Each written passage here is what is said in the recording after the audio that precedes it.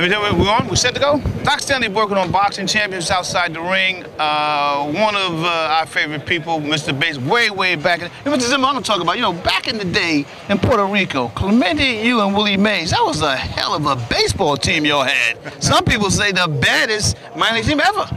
I will say this: we had the best winter league team that I ever saw, and I thought at that time we could beat some major league teams. Now, who else was on that team? George Crow, Swish Thurman. That's what they called him, the big left-handed hitter that played for Cincinnati. We had a pitching staff: Ruben Gomez, pitcher of the Giants. Pete Burnside. We just had we had a heck of a There's no question you could have beat a lot of major. Mr. Zimmer, you played in New York. There's nothing like New York City, is it? No. That's what they call the Big Apple.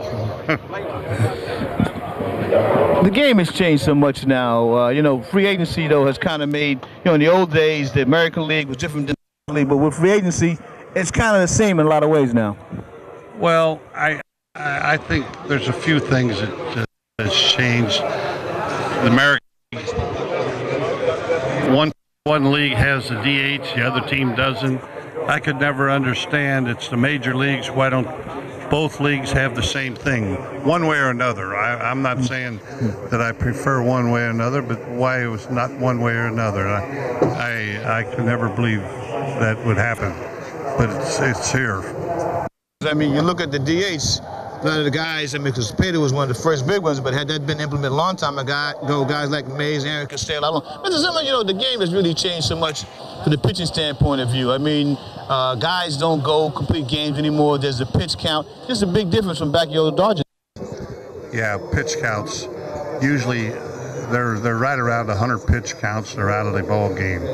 That's somebody's theory you come up with, and that's the way it is. When you look at I look at box scores every morning the next day, and you see pitchers throwing 92 pitches, 101 pitches, 100 pitches, 102 pitches, and they're gone. And therefore, if you throw only 5 innings and 100 pitches, you got to go to your relief pitching, and sometimes you wear them out too. It's safe to say probably now we're probably not ever going to see another 300-game winner. Oh, I would say you won't, because of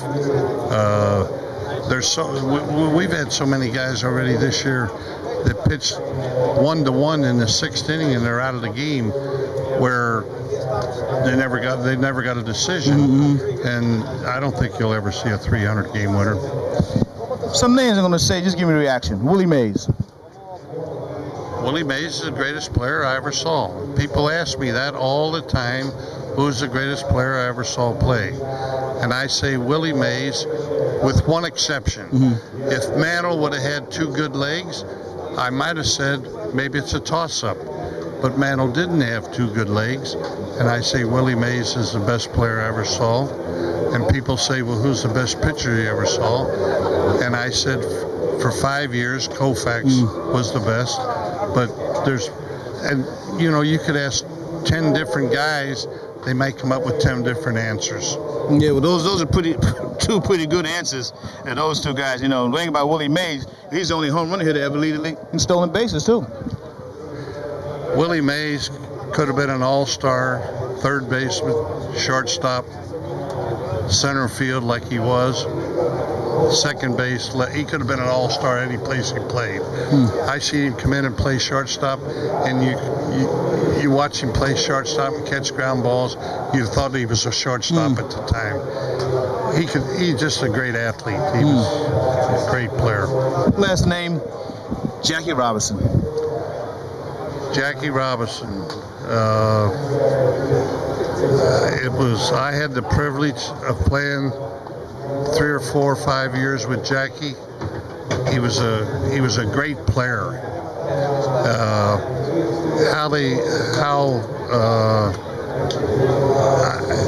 What this man had to go through sometimes, by the time I got there, things had slacked off a little bit, but it was still bad.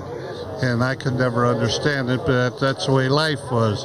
But he was tough enough to go through it, and Branch Rickey probably was the smartest man in the world to pick one black man out of the world to play Major League Baseball at the time, and he chose Jackie Robinson, and he had to be right because Jackie was the man. Is there a favorite number that you have that you would like to wear, or that you wore in particular? Well, with the Dodgers, I wore 23. All the championships and so forth are going with the Dodgers. My wife has 23 on all of her necklaces and bracelets and so forth. So that's kind of the number that sticks out. Mr. Zimmer, it's always been a pleasure over the years sitting here talking with you. Good to see you again. God bless you. Thanks for talking with us. Thank you. Okay.